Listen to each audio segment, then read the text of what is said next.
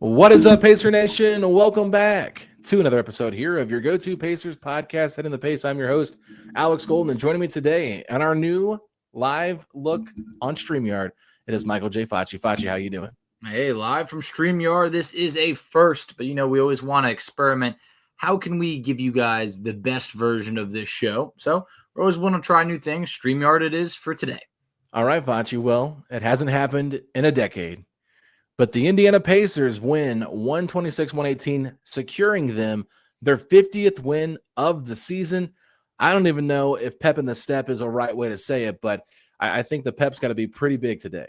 It really is because, man, there was a moment where I texted you. I always have these moments where I go, hey, I don't know if we need to cover this game. This is honestly tough to watch. The Pacers trailed by as much as 27 points.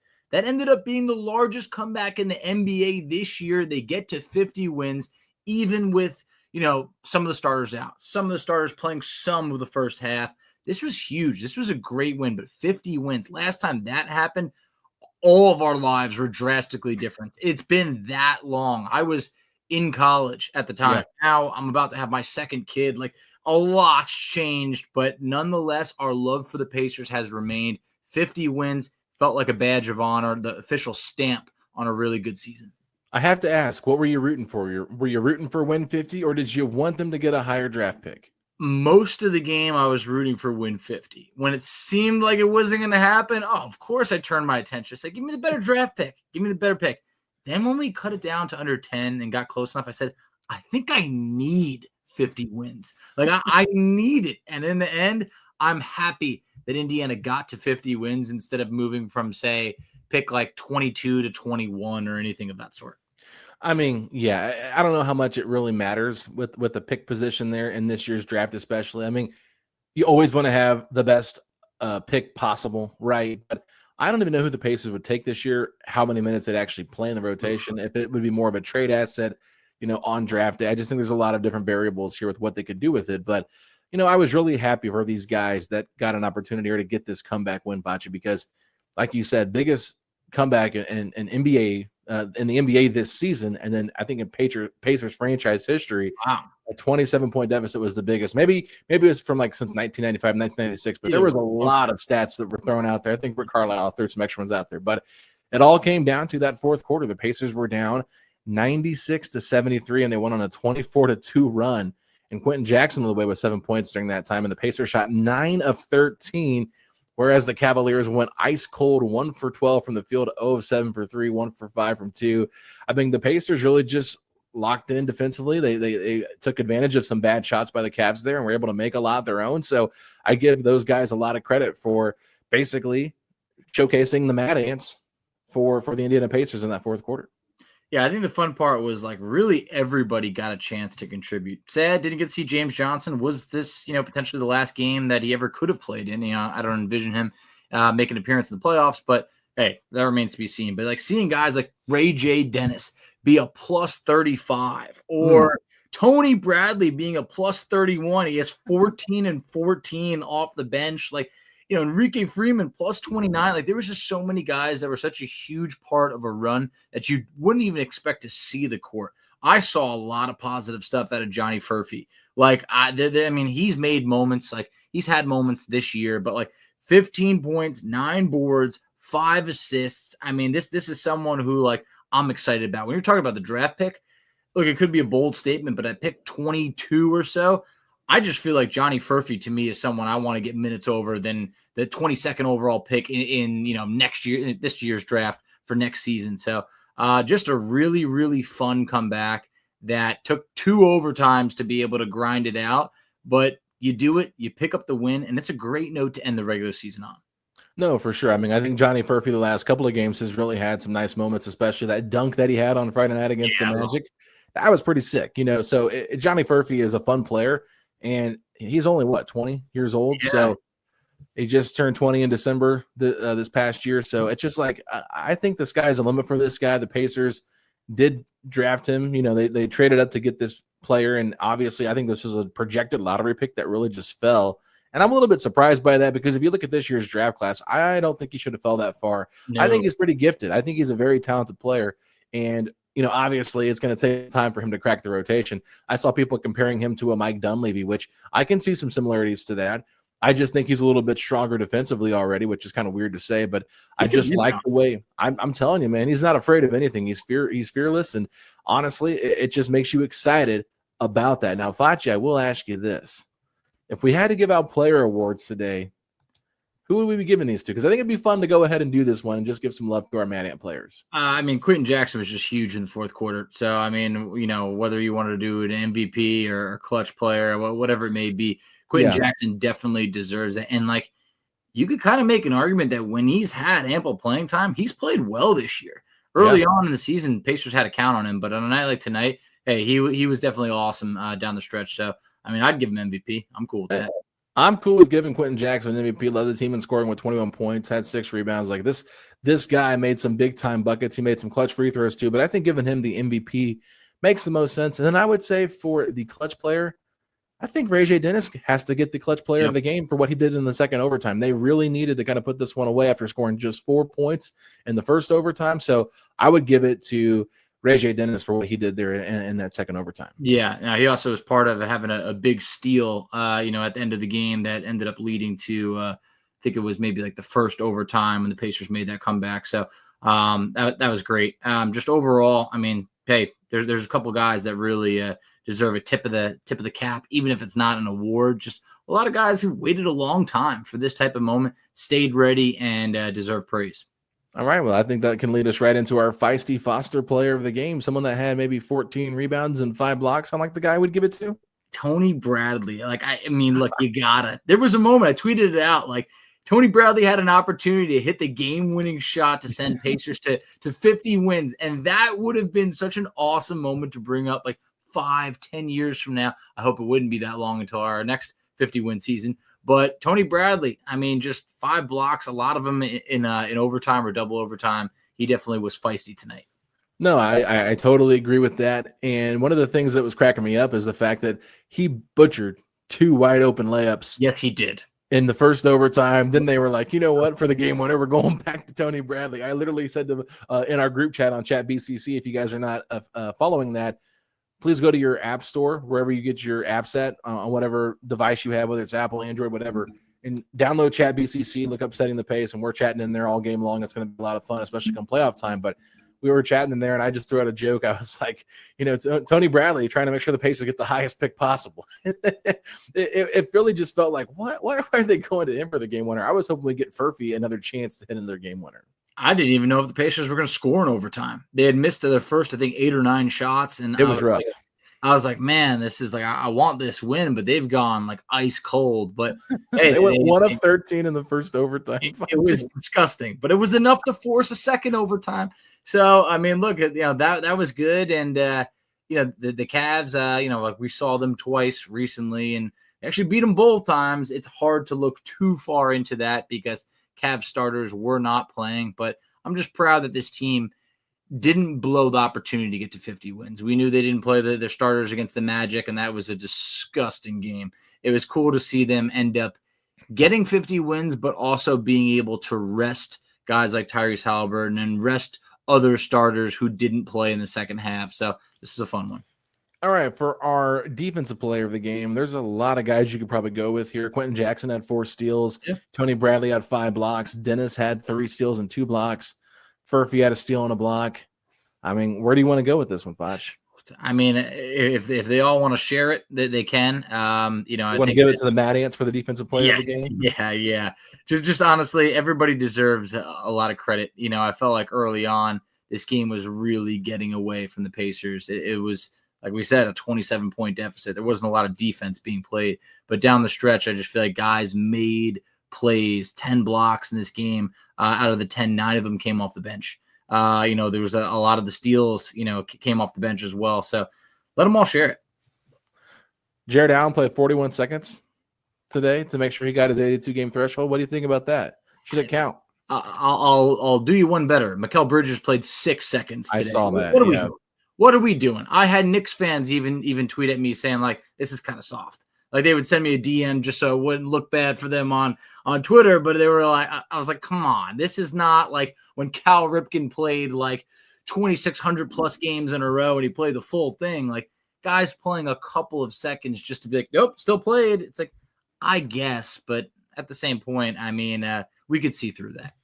All right, Facci. Well, I think that's going to wrap it up for our game recap on this one. But now we're going to dive into the season as a whole, because a lot of people, they might want us to recap the season later after the postseason's over, which we'll do that. But I thought it'd be a lot of fun just to kind of look back at these 82 games, kind of give some awards out here. And so we're going to start things off with our most valuable player of the season. And I think there's a handful of guys, but maybe kind of throw out some nominees that you have for the most valuable player. I mean, I think the two most common nominees are probably Pascal Siakam and then Tyrese Haliburton. Who would have thought after maybe the first couple months that you would say Tyrese would be the MVP of the Pacers? But just to kind of play devil's advocate on both sides, Pascal Siakam was the all-star for the Pacers, carried the Pacers through the first half. He was as consistent as they come. And then Tyrese in the second half was absolutely incredible. You could even say, if you want to, not, lead to just say post All-Star break, when the calendar turned January, I would say that Tyrese was just playing out of his mind. So I think those have to be your top two candidates. Yeah, it's definitely a close one here because you could go either way, and I would totally understand the case. I think that I probably lean Pascal only because I feel like he was more consistent throughout the entirety of the season. So it's like you can't just erase the first 25 games of the year because, look, this team was 10-15. They weren't playing good basketball, but just imagine if they were worse than that. Like, Pascal literally got them to 10 wins. And I think it might have been JJ that was on our podcast a couple of days ago, and he was like, they were probably lucky to be even 10-15 at that point because of how bad they had played. So, one thing that I think is really funny too, like Tyrese, I think he regressed a little bit from last year in terms of overall points per game and assists because he didn't get double-digit assists this year. And the first part of the year was a little bit rough for him. So while I loved the way that he played the last 40 whatever games it was, I just think that for the entirety of the season, I would probably give it to Pascal Siakam. And look at this. He shot better from three by 1/10 of a percentage than Tyrese. Isn't that funny? It really is. His first half was just so blistering. He was shooting like 46% from three at one point. I'm going to go the other end, maybe just to muck it up a little bit. I'm going to go Tyrese, and I'll tell you why. I think Tyrese's highs were higher than Siakam's highs. Siakam was so consistent, like rock solid. You knew what to expect just about every given night. Here's a couple of highlights from Tyrese: 31 double-doubles on the year, an NBA best 5.6 assist to turnover ratio. Indiana was 25-3 when he scored 20 or more. 25-3. That's crazy. He did it more, But anyway, and at one point from February through the bulk of March, he had 12 straight double-doubles. So basically, my argument is that his peak far exceeded Siakam's consistency. But you could, like we said, you can't go wrong with Siakam, who did it for longer at a more consistent rate and was the all-star. There's totally two sides to this argument. It's kind of what I would say for my, argument for defensive player of the year. I think a lot of people have been pushing the camp for Draymond Green, right? Mm-hmm. But it feels like, has he been doing it all year long as this great defensive player? No, it's been like the last month and a half since they got Jimmy Butler. And I think there's other players that are more deserving of defensive player of the year than him, just because I don't feel like the sample size was the entirety of the year. So that's kind of where I look at it. But I mean, I have no problem giving it to Tyrese. Tyrese has been absolutely phenomenal. And like, I would agree with you 100%. Like his highs, like when he's playing at his best, the team is way better. And there's a reason why you saw this team peaking. And listen to this, 15-3 at home since the All-Star break. It's crazy. With the only losses was to Denver, who always has the Pacers. Like the Pacers have struggled to beat Denver. The Lakers on a tip-in at the buzzer, and the Magic when they set all their starters. So really, they've only lost like, I mean, 2 games is right. I mean, I'm not going to say the Lakers game wasn't a loss, but it could have been a win, but just like a second difference. So I think that's really interesting, and a lot of that has to go, and you have to give credit to Tyrese for the way that he played during that stretch. Yeah, I mean, if you told me the Pacers were 17-1 at home, after the All-Star break, that is exactly why you want home court. But yeah, I just felt like when Tyrese was playing at his best, the Pacers were just playing at a league elite level. And we talked about it. I think it's from after they were 10-15, I mean, they ended up going 40-17 the rest of the way. And a big part of getting to those 40 wins during those 57 games is the play of Tyrese Halliburton. So if you said, hey, you know what, it's Pascal, I wouldn't push back too much. But my vote, if I'm casting it, I'm going Tyrese. I respect that as well. I like that we split it. I think that's good for us to split it just to make it more interesting. Now, let's move forward here, Facci. Our biggest surprise of this season. This is kind of an interesting one here. It is, and I think that we probably will have different answers, maybe. But I'm going Aaron Nesmith just because I felt like when he went back into the starting lineup, he actually took his game to the next level. And it was like you felt like maybe at times you knew what he was, a 3-and-D guy. But there was a month like in March where he had like 3 career highs scoring wise. He just kept topping himself. And I felt like he played the best ball that he's ever played in his career in March and really started to look like more of like, not like the 5th starter. I felt like if anything kind of looked like the 4th. And I know that doesn't sound that crazy, but like offensively, I think he did take his game to the next level and kind of let you feel like there is a little bit more to Aaron Nesmith maybe than what he gets credit for. No, I mean, that's a good one. I always expect a lot from Nesmith, I guess, just because he's been so consistent. And he did take his game to another level. I definitely think he deserves a lot of praise here for being a big surprise because the shooting has been unreal. Yeah. I think his defense has gotten better. I think his 2-point shot making has gotten a lot better. So this is probably the right answer. I was kind of thinking off the wall a little bit here, Facci.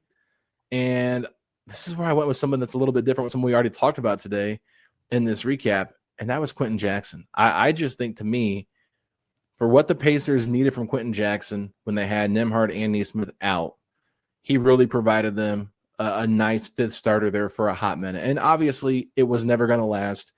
He is a guy that's a G League level player for that reason. But the way that he just stepped in, averaged 8.2 points per game, 2.4 assists, 2.2 rebounds in 11 games in November when the Pacers really needed him to play more. I don't know if he started all those games or not, but just the energy that he played with was so impactful. He played 19.8 minutes a game, so they needed him that much as a two-way guy to come in there and lift them up. I just felt like, to me, that was a huge surprise because I never would have expected Quentin Jackson. This is a guy we were talking about in the offseason.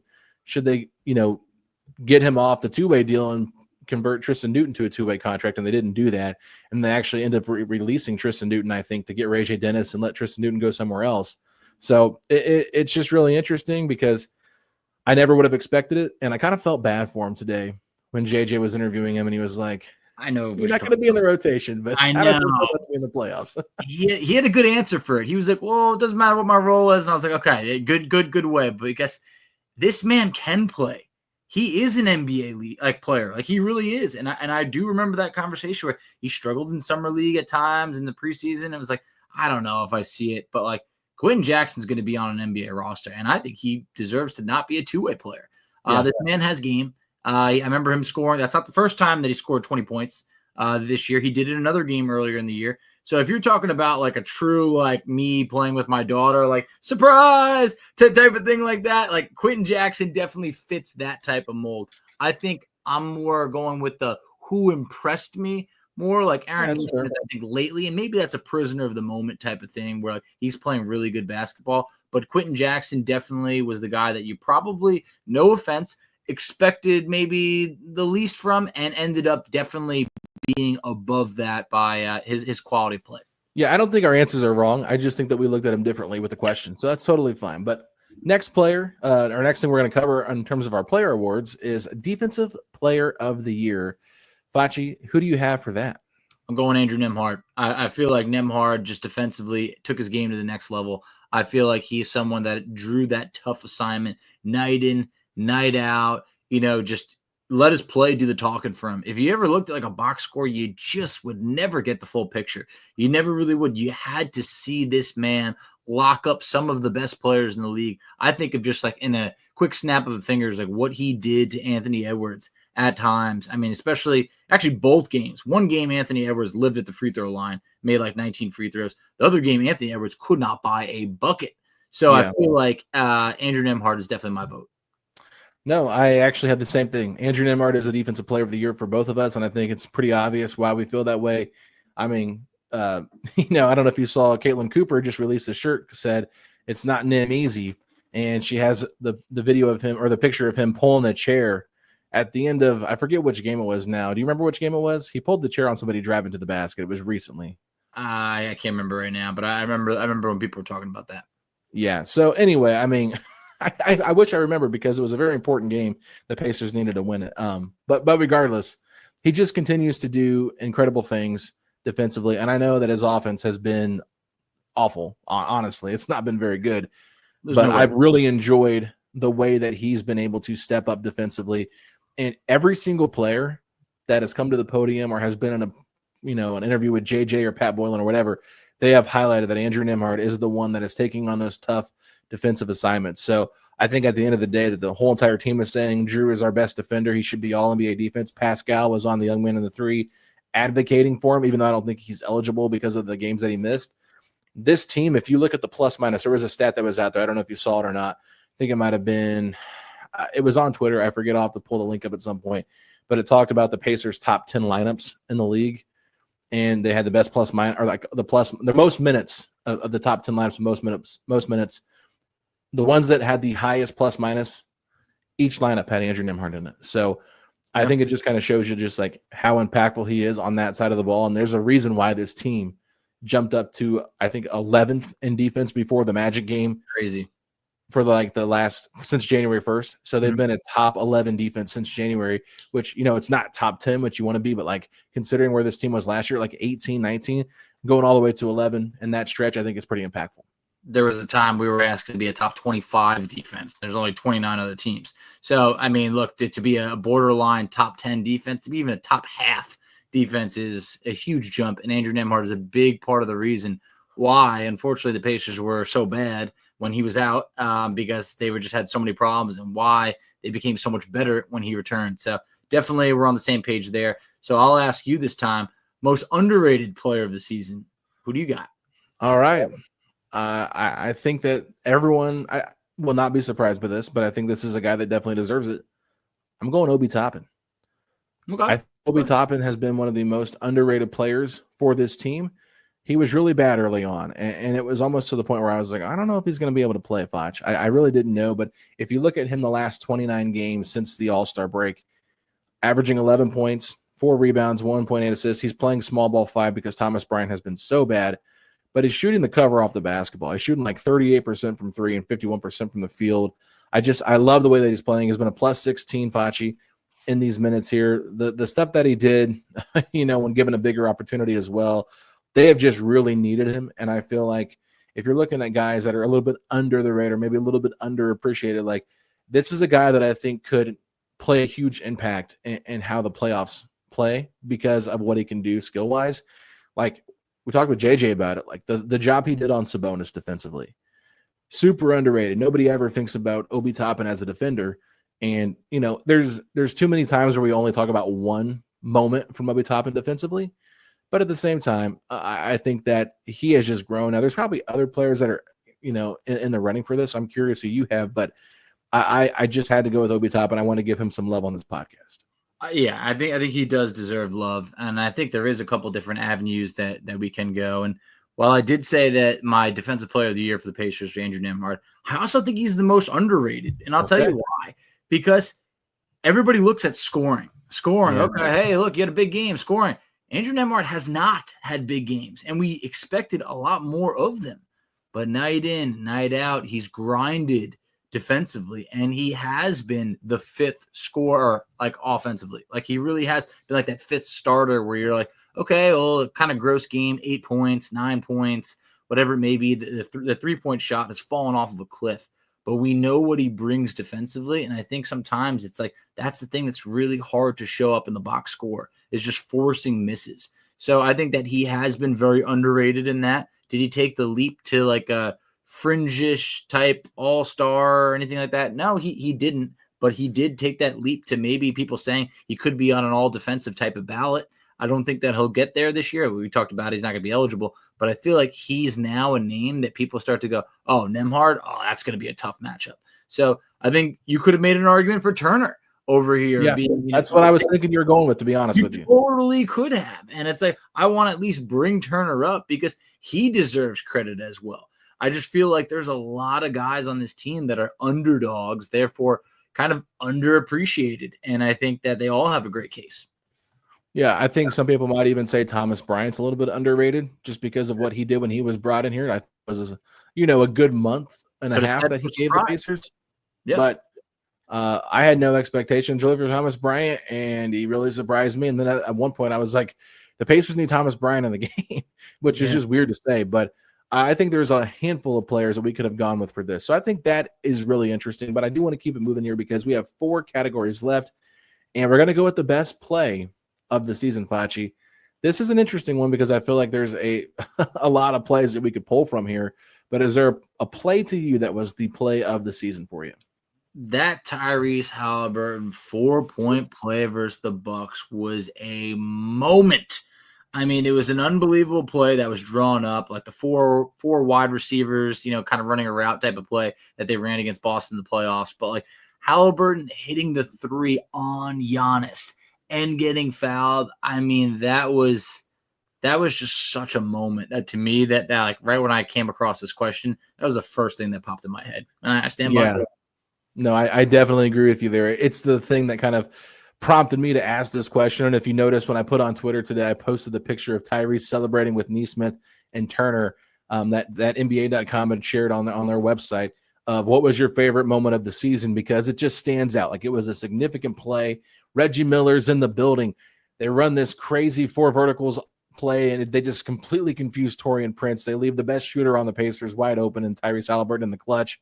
He hits a fadeaway 3 in the corner, in front of the Bucks bench. Darvin Ham just standing there with his hands in his pocket, and then Giannis doesn't give him landing space, and he makes the free throw to win the game. I mean, honestly, just an epic moment, and one of those that I'm so glad to be in the building for, because it was like, oh my God, this felt like a playoff moment in the regular season. And really so we've seen some other big stuff happen, right, with the Pacers and things like that. But I don't know. This shot to me was kind of like what magnified the season and kind of like summed it all up, because the Pacers have had some big game winners. I guess you could have thrown in there the hard game winner against the Mavericks when he hit that big 3 when they were, struggling. But I just don't feel like that one really counts. So because of how bad the Mavericks were in terms of like what lineup they're putting out there and how bad the defense of the Pacers were. But this one to me, I think it was a no-brainer. Tyrese Halliburton's game winner. Yeah, look, there's not enough time to go through other moments. I mean, just throw out one other one quickly.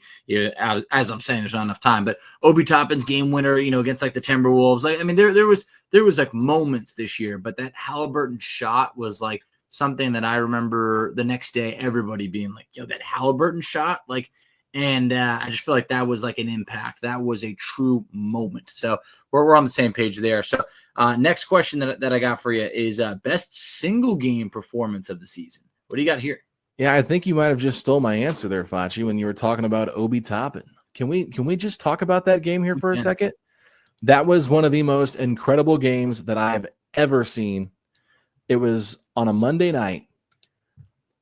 The Pacers were without Tyrese Halliburton. I think the only starter that played was Andrew Nembhard. Andrew Nembhard gets ejected in the third quarter because he gets into a scuffle with Rudy Gobert. And for whatever reason, Obi Toppin could not miss. 34 points in that game. Hits the exact type of 3 Tyrese had just hit the previous Monday, or Tuesday, I should say, in the opposite corner of the courts. And it was just a beautiful shot. And the way that he hit it, like, I was screaming from my couch watching that game at night. I was like, get it to Obi, get it to Obi. And how many times am I screaming in the clutch moments, get the ball to Obi Toppin? And TJ McConnell did just that. He drove into the paint. He kicked it out to Obi. Obi catches and shoots. I mean, honestly, like, I don't know if there's another performance that you've come up with here for this, but I just think that 34-point performance against a really good Minnesota team without all your starters, that to me is the most impressive. Yeah, I mean, that was definitely an incredibly impressive performance. I think one of the ones that I went was like a crazy stat line, but it didn't really entitle like a game-winning shot. Like, Obi threw the team on his back that night. One performance that I think was just like a point guard masterpiece was, Halliburton against Miami earlier in the year. He had 33 points, 15 assists, 5 boards, 0 turnovers. He did it on 13 of 21 shooting. Just an incredible performance by him. But I feel like Obi was more of like shouldering the load, doing it all when you least expect it. So I could see an argument over there. There was a couple other big games, like Halliburton having 35 and 14 early on the season against the Knicks on 11 of 18 shooting. That was a really good game. Mathurin is really good there, but I feel like Obi, I would probably switch my vote to say that because I want to get him some shine. He definitely deserves that moment because it came with a game winner. Halliburton, that shot against the Bucks, you got to remember, he didn't have a good game. I think he only had like 14 points in that game. So I can't give him that type of performance on that. But Obi is definitely in the running. That stat line that I shared with Halliburton against Miami was just kind of like point guard brilliance. Yeah, no, I mean, there's been some really good moments from Tyrese. And I mean, I even go back to the Pascal Siakam performance against Phoenix, where he had 25 points and 18 rebounds. That was huge. The one he had against the Celtics was massive early on when they won that game in overtime. Mathurin was really good in that game too. So I mean, there's been some big ones here that we can talk about. Definitely. But yeah, I mean, I just think that Obi Toppin, like to me, that was just like the one that stands out the most from the season. But Tyrese has had some crazy stat lines. There's one where he had 18 assists and like what was it, 0 turnover, something like that earlier this year. Crazy stuff. So it's just really interesting. Now, this is where I had to kind of pull some stuff out. So we had some nominees here, Facci, to pull from because I wanted to do the best in-game celebration from the season. So here are your nominees. We've got the Pascal Siakam Obi Toppin dance after Siakam drills a 3 to extend the Pacers' lead to 6. Halliburton joins in on the fun versus the Kings. We've also got Tyrese Halliburton mocks Malik Beasley's shimmy after a dagger 3 versus Detroit. And then we also have against the Brooklyn Nets, Quinn Buckner called it a summit meeting. Miles Turner has a game-saving block against the Nets. He high steps down the court and embraces his dad with a hug. Who you going with here? Well, I found the Halliburton shimmy, mocking Malik Beasley to be like fun. I feel like the Miles Turner block with the celebration with his dad, that is like an awesome moment. Like for anyone that's like all about family, I feel like you always see Turner's dad in attendance, like rooting him on. Yep. And that was just like such a cool moment. Clutch play, great celebration. That would be my choice. Okay, I have to ask, is it because you're about to be dad? Probably. Dad again? Are you feeling sentimental? My dad feels like right now. My dad feelings where I'm like, man, if my kid, my son, who's not even born yet, maybe about a week or two from now, if he ever has like a game-saving block, find me in the stands. All right, I want to be a part of that moment. So I got a lot of respect for Miles and his dad, and that was just a really cool moment. No, I mean, it's definitely a sweet moment because his dad is involved in the celebration. It's a great video. I will not lie, but I'm probably going to go a little bit different here. I'm going to go with the Siakam Toppin little shuffle dance. Okay. It got brought up on NBA Today. Malika Andrews asked him about it. He said it's to a song. He sent it to Tyrese. Tyrese is learning it. They're going to do it in the playoffs. So I think it's going to be a reoccurring thing here, Facci. So I don't know. I'm pretty excited about it. So I think that the Miles one is more sentimental, where the Toppin one is probably more of a fun moment. Yeah, I agree. The shimmy, though, I mean, did you see how mad Malik Beasley got at Giannis on Friday about him mocking his shimmy after he blocked a shot? I know. I love that. I love the little chippiness when that stuff happens in the NBA. So that was definitely a fun moment from a couple months back. So that was a good time, and I think these were all strong contenders. All right, let's get into our last one here, and this is just one that it's going to be fun because I wanted to end things with the funniest moment of the season. And Facci, here are your nominees. We've got Tony Bradley's off the side of the backboard 3 that went out of bounds, and Quinn Buckner absolutely losing it, and the Pacers dismantling of the Washington Wizards in that 162 to I don't even remember what the Wizards scored in that game, but the Pacers scored 162. Yeah. The other one was one that made me literally laugh out loud. During the game against the Minnesota Timberwolves, Thomas Bryant gets a steal, decides he's going to try to dunk on Rudy Gobert, and as he's in midair, he forgets that he's Thomas Bryant, and he comes down with the ball and gets called for a travel. And then lastly, I don't know if this one was super funny or not, but it was funny for me because I was glad to see him get ejected. Beef Stew gets ejected in the second quarter while chirping with James Johnson. He throws a nasty, late hit to Thomas Bryant, but the way that he just came into the game and was just chirping with JJ. And then I found out earlier that James Johnson was actually smack-talking Beef Stew in pregame warmups to get him riled up. So to me, those are all pretty good contenders. If we're missing one, people let us know. But I just felt like that was some of the ones that stood out to me, Facci. So out of those 3 from our nominees, who would you pick? Couple things real quick. One of the most underrated things is Beef Stew gets ejected, so he's suspended for one game. And the very next game happened to be Beef Stew bobblehead night in Detroit, which he missed that game. I don't know how that, like, the stars could align like that, but I just remember that was very ironic. One other forgotten potential moment was that same game where against the Wizards, I believe it was, Johnny Furphy thinks he's getting in. And he's like getting ready like to come off the bench. Quinn was just dying that it was like Johnny Furphy was not going to get in at that moment. But in my opinion, I think that Tony Bradley 3 was hilarious. It was such a bad shot. It was like he missed by probably the most that I've seen an NBA player miss in quite some time, where it's not like a buzzer beater heave or anything like that. Like that shot, just you would have thought it was like playing outside in the wind or something. It was quite the shot. I felt bad for Tony Bradley in that moment. I just really did, because it's a tough shot, but it was so funny. And Quinn's reaction was unbelievable. And Chris Denary, of course, trying to play Mr. Positive and like, well, I just hit one. He's like, no, partner. He's like, that is terrible. That is terrible. Quinn was on another level that night. So, I mean, Quinn Buckner added some extra pizzazz to that. But I don't know. Me and James Boyd were dying laughing at that Thomas Bryant dunk. So if you were there, I think it would have been funnier.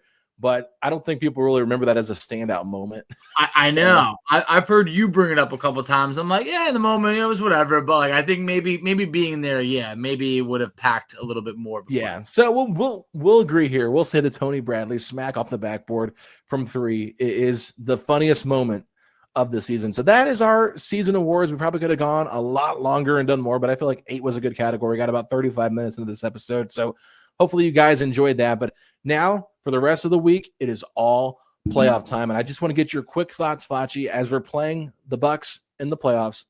What are your thoughts on a rematch against Milwaukee? Well, my thought first is I can still wear the same shirt from last year, beat the Bucks.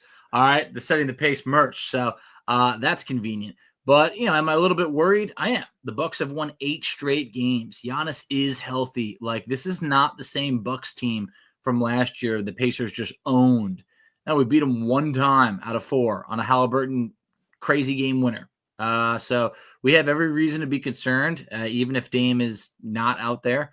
So I'm a little bit worried, but the Pacers do have home court, and for that, you have to feel pretty good about it. Both teams are playing good basketball right now. So I think the Pacers are in for an absolute bloodbath of a series that very well could go 7. Yeah, I mean, I think it's going to be really interesting, Facci. I really do. I don't want to give my predictions yet because we're going to save that for our Friday episode before the playoffs hit. But we've got you covered this week because we've got Keith Smith coming on to give us an NBA perspective of what he thinks this series will look like. We have Ty Windish from the Eurostep podcast here on the Blue Wire Podcast Network coming on to kind of let us know how the Bucks have been playing, like what this new look team looks like, just diving into all things Bucks. And then Chris Denary is scheduled to join us as well to kind of give us a Pacers perspective. So you're getting 3 different looks here from different people of what this series could look like this upcoming week. And then Facci and I will gather all of our thoughts after having those conversations and come out and tell you what we think is going to happen in this series and give our thoughts and predictions, things like that. So I don't know. I was much, you guys know how I was on this podcast. I wanted to play the Pistons over the Bucks. I think everybody understands that. So to me, it was just one of those things where it's like, you know what? The Pacers, they're healthy. They're playing really good basketball. The Bucks have been very good as of late too. So we'll see. I just think that if you take away anything from the regular season, it's going to be very hard to come away with anything concrete just because of the asterisks next to a lot of these games. Pacers playing on second night of back-to-back where Milwaukee's resting at home. How does that really seem to be fair for the Pacers? It doesn't, and I think it does play a difference. Now, I'm not saying that's an excuse for anything, but I think it does matter to a certain degree. And they weren't healthy in the first 2 matchups where they had all their best defenders out there. So I just think it all matters in context. And so hard to pull anything from that, but I'm really excited about what this series could be. So Facci, you know how we do things here. We hit everybody with a Let's Go Pacers at the end of the show, but the pep in the step, is it feeling pretty good going into a Monday morning? It absolutely is. I told you that's when you want the pep the most on a Monday morning to get you through the next week. That's the 50-win pep in the step. Many of us have never experienced that. Or when we did, we were pretty young. The pep in the step on a 50-win season on a Monday, woo! Bring it on. Bring it on, a 50-win pep in the step. That just doesn't even sound real, Facci. It sounds made up. You have to earn that pep, and that is exactly what we all did, sticking with this team, not getting too down. Being with the team when they were 10-15 to being with the team when they won 50 games in the end. It was all worth it. Bring on the Bucks. We're ready for a rematch. All right, everybody. If you're excited for the Pacers being in the playoffs and having home court advantage, Facci, then please hit me with those 3 words. Let's go, Pacers!